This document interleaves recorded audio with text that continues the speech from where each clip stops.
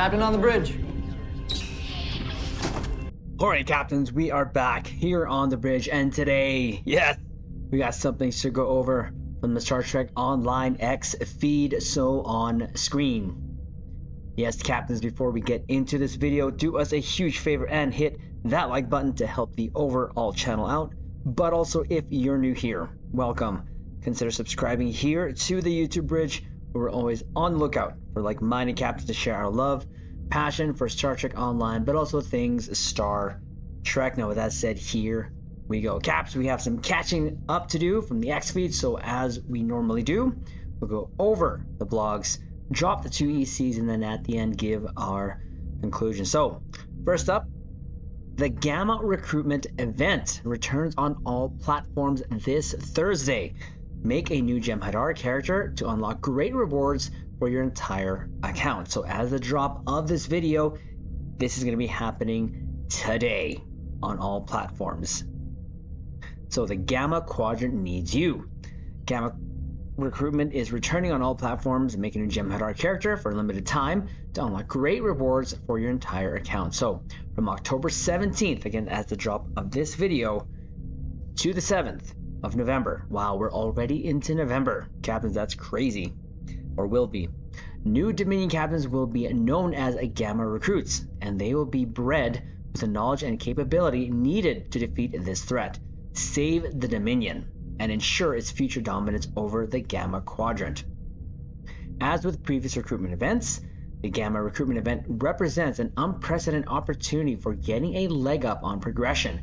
Not only do Gamma Recruits themselves benefit from additional reward tasks while the event is active, but they will also be capable of earning additional account-wide rewards for all characters on the Gamma Recruits account. While Jem'Hadar characters already begin their career at level 60, so that's a huge advantage there, Gamma Recruits are offered further opportunity to rapidly close the gap that exists between new characters and characters that have been on Star Trek Online for years. Recruitment events like this one are very new player friendly, helping them get up to speed quickly, making it the perfect time to join this community of Star Trek Online. So from 60 to 65 is not a huge jump. I believe when I had created my first Jem'Hadar toon, I think all I had done was some doffing missions, some Admiralty missions, and of course that's because I have a lot of access to ships already at the time, but it actually really helped like right away. And the best XP to do, especially in new characters, if you're just new overall and you don't have the doffs, you don't have the ships for the Admiralty, is just to do the story missions, really. And at 60, all you gotta do is just 5 levels and you're at max level already. So Gamma Recruits will find out quickly that they have been selected to participate in a series of special operations.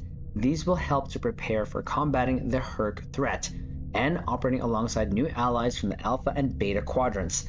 Their handlers within Dominion will issue a special transponder device. So this is very important, especially to my new captains, allowing a new UI element to be accessed, which will display these additional objectives. Completing these goals will see the Gamma Recruitment reward, or Gamma Recruit rewarded with reputation marks, energy credits, dilithium, expertise, and other rewards specifically designed to offer additional aid to the Jem'Hadar characters starting the game at high level. Similar rewards will also be earned that may be used by all characters on the same account. A few specific unique rewards will also be available only via the Gamma Recruit system. Here are just a few examples of the tasks that will be set before Gamma Recruits and what they may earn upon completion. So reach level 4 in any 6 duty officer commendation categories. You get an epic Jem'Hadar Warfare Specialist Duty Officer. This is definitely worth it. Use it on all of my toons, and it does definitely give you damage boost in space if that's the one I'm thinking about.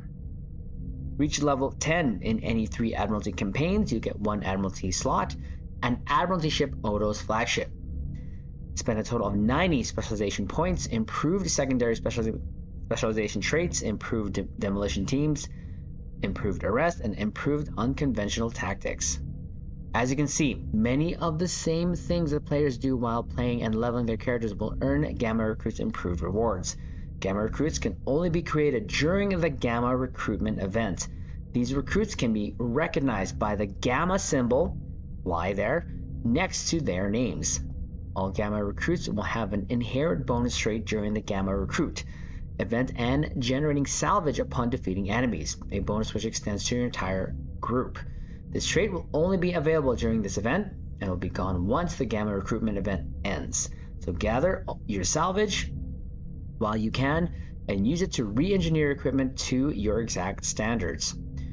There's far too many bonuses and rewards available to list them all here, so get ready to make your Gamma recruit.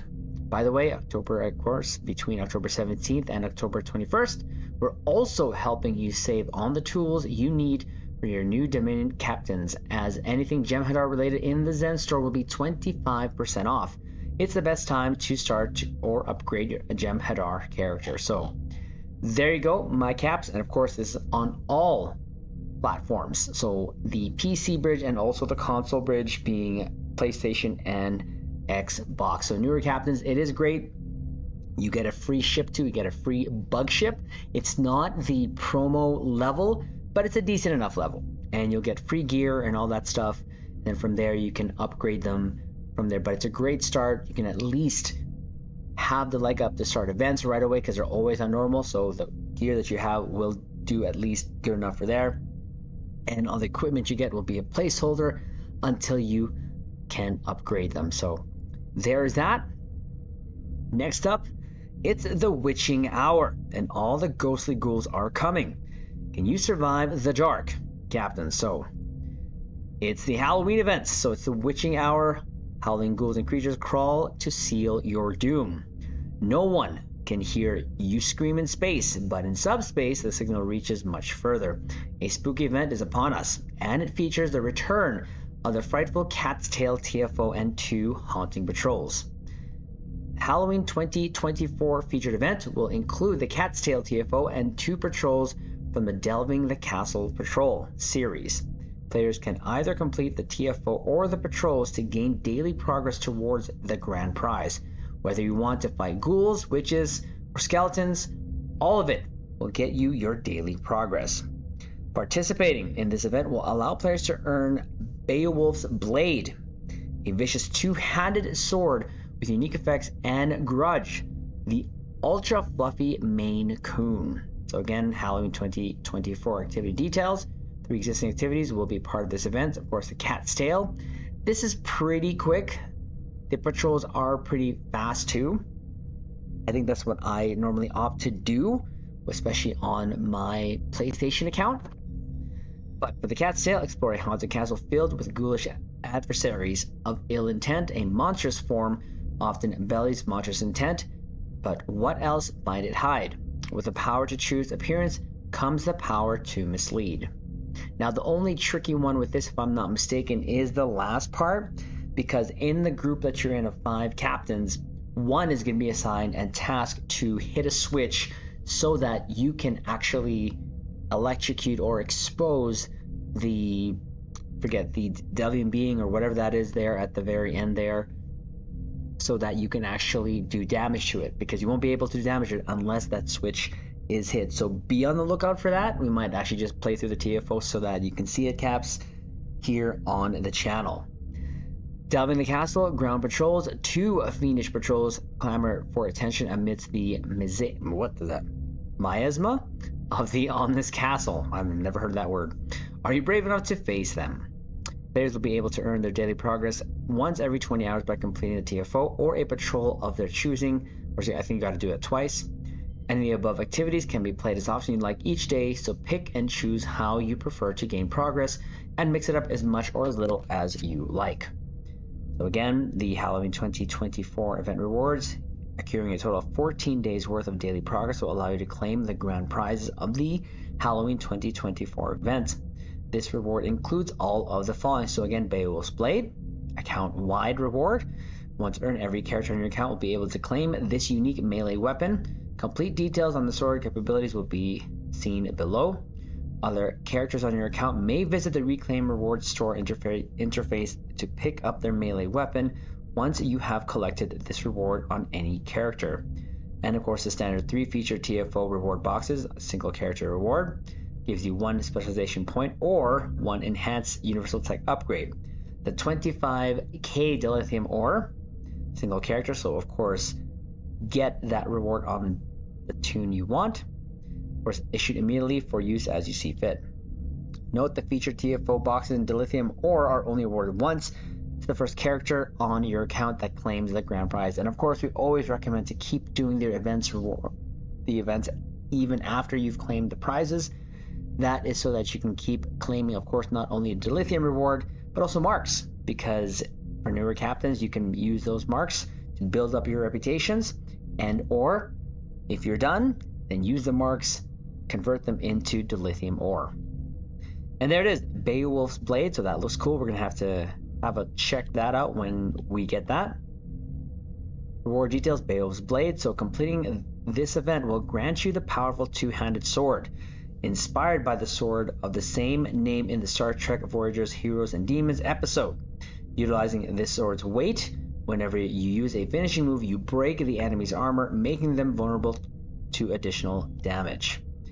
Beowulf's Blade's unique tertiary action is Grendel Slayer, a massive leap towards your target, which leaves your enemies stuck to the ground for a brief duration. Interesting.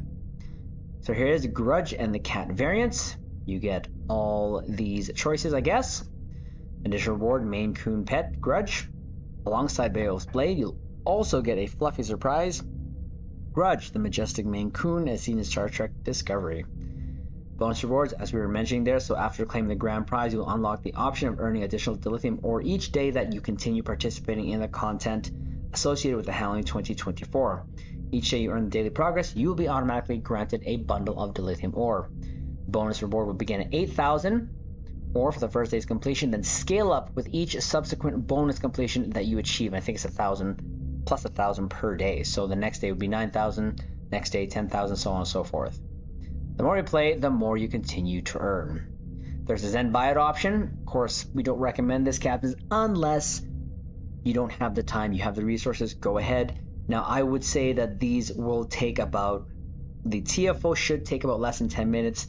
The patrols should be less than 10 minutes as well, depending how fast you do it. But it's a worth event not to use resources on that. You can get some pretty cool prizes, in my opinion.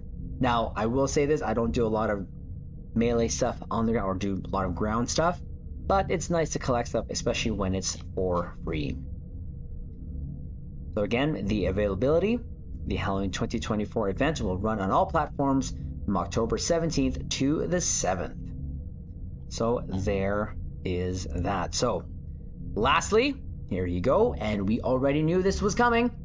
We already knew this was coming because we made a video of this a while back, somewhere here, right there. So leaked incoming ship, of course, the title there, incoming new ship, was the Lamarr class, and well, here it is. So the Lamarr class from Star Trek Prodigy, also known as the Voyager A, will be available this week on all platforms. So there's a shot of the ship right there, and it's okay. It definitely does have a mix of Sovereign, Vesta, and Voyager in it. I can't say I'm 100% behind it, but we'll find out if it's something that we will be trying to pursue. So command the Lamarr class. The Lamarr class is from Star Trek Prodigy, also known as the Voyager A, can be yours to command on all platforms. So beginning October 17th, so again, as the drop of this video, players on all platforms will have the chance to take to the stars in the successor to an all-time favorite, the Lamarr class, also known as the Voyager A.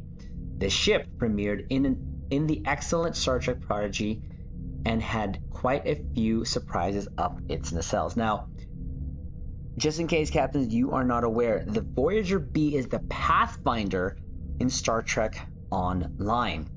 So this is going to be the ship in between Voyager and Voyager B. Of course, Voyager B was canonized when Star Trek Picard showed it on screen, but now we're going to have Voyager A. So what is the Lamarr class? Well, the Lamarr class is a science dreadnought. And that's where I kind of get caught in whether this is going to be for me personally, because Sci-Fu is not my strongest.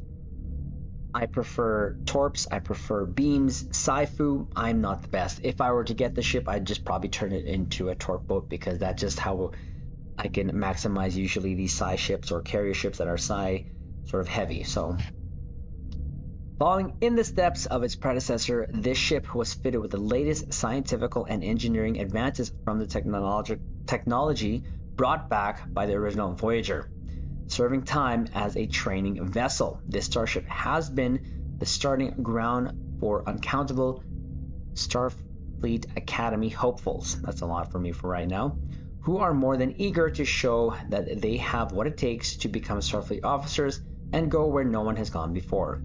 So this starship features a Commander Science Temporal Operative Specialist seat and a Lieutenant Commander Tactical Miracle Worker Specialist seat. Nothing too special in my mind. Of course, you have recursive shearing, and the beams here would work for, or Miracle Worker would work for beams. Now, for me personally, again, I would use Mixed Armament Synergy to boost torp performance. So that's just me, though. So the ship details, there's Tier 6, of course, Faction Federation or Federation aligned. Required rank, complete the tutorial. Anyone can fly the ship, really. Hull mod 1.3, shield mod 1.35. The weapon layout is 4-4 and 3 aft. Kind of a turn down for me. You're calling it a dreadnought, but I know most of the dreadnoughts are 4-3 psi ship wise, but it just doesn't appeal to me, to be honest. Base turn rate 7, impulse mod 0.17, inertia 35. The console layout is TAC 3, Eng 3, and Psi 5. Device slots. There's no hangar, is there? Oh, there is. There is a hangar slot. There you go. So device slots, 3 bridge officer stations. You have a Commander Science, of course, Temporal Operative, Lieutenant Commander Tactical Miracle Worker, Lieutenant Commander Engineering, Lieutenant Universal, Ensign Universal. It seems like you can kind of have a little fun with this a little bit in terms of your stations. Bonuses, weapon +5, shield +5, engine +5, aux 5. It has a sec def slot. And again, the hangar slots, you got 1. The console is universal, of course, the electromagnetic echo pulse generator. And the Starship Master package is that of a science vessel. So you get plus exotic damage, plus shield HP, plus healing, plus shields, regen, and hardness, and the starship trait is Starfleet Hopefuls. Admiralty stats, TAC 38, Eng 34, Psi 54, special 1.5 critical rating from TAC and Eng. Console universal electromagnetic echo pulse generator. Now, again, I've always said this before, and I'll keep saying it. Deca, if you're listening, this gets to your guys' visuals. Give us a GIF of how it looks like. It goes a long way of seeing how the universal consoles sort of look prior to getting the ship, at least for me. We've gotten that in the past before. There should be no reason why we can't get a snippet of how the console looks, in my opinion. But anyways, we'll go on here. By remodulating echolocation scanners used by citizen ops and imbuing them with offensive properties, the Lamarr sends out an electromagnetic wave that echoes twice. The initial wave deals damage to nearby enemies, targets of the Lamarr's choice. The effect ripples across space when colliding with chosen targets, who send out a second electromagnetic wave that damages other nearby enemy targets. The electromagnetic wave ripples again when colliding with these new targets, bouncing off them to send out a third and final wave targeting any remaining enemies in the vicinity. Who would have thought that the Cetian Echo Pulse could be as deadly as it is beautiful? Am I saying that right? Cetizen? But again, it wouldn't hurt to show how it looked like, in my opinion. Doesn't say what the passives are, but guess we'll find out when other captains start looking at this. So starship traits, Starfleet Hopefuls. While the trait is slotted, activating bridge officer abilities will provide different bonuses depending on if they are engineering, tactical, or science officers. The Lamarr class was refitted stem to stern with the latest and advanced technology that the original Voyager encountered during her time in the Delta Quadrant, and then some. Starfleet Academy candidates try their best to learn and shine on their duties, helping bridge officers during their training mission. We're gonna have to see the stats on that bad boy.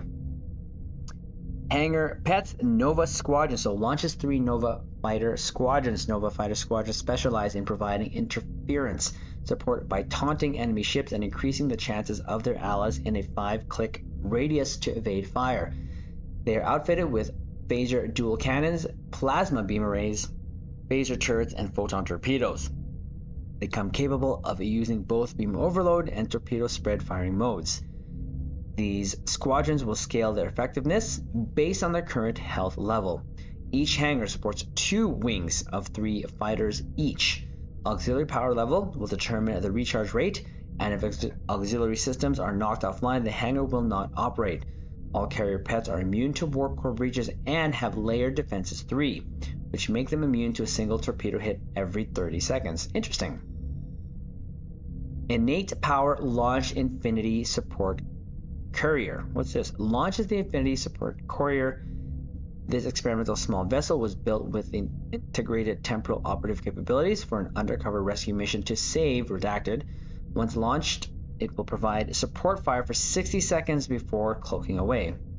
It comes equipped with phaser weaponry and quantum torpedoes and is capable of using channeled deconstruction 1 and rapid decay 1. See, nice visuals would help, to be honest. Deca, if you're listening, give us more visuals, especially when it comes to promoting promo ships that are considered to be the most expensive ships. The more images that you give us, like usually there's another image of the ship here which shows the side, top, and bottom profile, but now you're only giving us this. So Deca, if you're listening, that would help and go a long way in my opinion, especially showing off the Nova Squadron and whatever this Launch Infinity Support Courier is. Now, Infinity promotion details, and of course, from October 17th to the 7th on all platforms, you're running promotion that will provide an additional bonus when opening a research and development pack or a duty officer pack. When you purchase a research and development pack or a duty officer pack from the C-Store during this promotion and open it, you'll receive either 10 low-buy crystals or a special requisition choice pack of a Tier 6 promotional ship choice pack in addition to the research and development pack. So of course, this is where you can get the ship. Having said that, Caps, we don't recommend, of course, buying these packs and using them to open. Same thing with lockboxes. I've seen too many captains open these and not get anything. Our recommendation, get these packs on sale, wait till the sale's over, put them on the exchange, kind of monitor it, and get the most, and post them for the most EC you can. Rinse and repeat until you have enough EC to buy the ship, because eventually this ship will be on the exchange. It will be north of 1.5 billion. Probably get it cheaper after a couple months, 6 months. But of course, included in these promotions, you can get these ships. Now, having said that, the 2024 event campaign includes all of these ships, with the exception of course, this. Now, having said that, the Lamarr class, this will be added to the event campaign rewards for 2025. So if this ship is something that you want and you want to definitely put it on the list, well, there you go. You can get this ship still, but next year for the event campaign rewards. Now, we're not done with our videos for the event campaigns. Of course, recently we released the low-buy recommendations. We still have the T6 ones to release, and we have the Infinity ones, of course, lastly to release for 2024, because there's still a lot of captains who have not spent their reward, like myself. Now, of course, 2024 rewards will not apply to 2025. You have to do the event campaign for 2025 for this ship, but you can get this ship technically for free if you're patient. Okay, again, I wish they'd give us a little bit more details in terms of visuals on the ship, but that's what we got so far. In terms of how the ship also looks, in case you don't know, Caps, we'll go over here to the Google, and as you can see, that is how it looks here. So again, the nacelles remind me of Sovereign, The secondary hull with the deflector reminds me of the Vesta, and the saucer here kind of still kind of Sovereign-esque look when you look at it, but they're trying for the Voyager A look as well. And as you can see, this also is the Voyager B,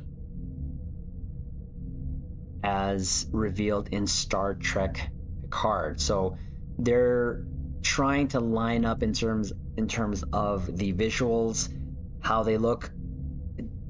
I would say that the Intrepid and Pathfinder are kind of closer, as opposed to the Lamarr class is kind of just a one-off odd if you're looking at the family of ships, in my opinion. Again, this ship, it's not a bad looking ship. I'm not knocking it by any means. If this is your kind of ship, well, there you go. It's coming to stow. To me, it's not really shouting anything out to me as in unique. I might get it eventually because it is a hero ship, quote unquote. So it's something definitely that we'll put on the list, but there are probably a couple more ships ahead of this. Is it to say that I wouldn't have fun with it if I got this? No. I can make this work. You can make any ship work with how you want to play, especially if you're just in it for collecting ships and just wanting to look good in your ship. So again, I'm trying not to knock it. I know it sounds like I am, but it being a science ship, I am not a sci-fi captain by any means. So there you go, Caps. That is the video. Now we know that the Lamarr is actually coming to so as of today. So captains, do us a favor, hit the like button. Let me know in the comments below if this is a ship for you, and if you're going to either try to get the ship this year, or if you're going to be reserving it for 2025's event campaign rewards. Subscribe here to the YouTube Bridge, and we will leave it on this note. Live long and prosper.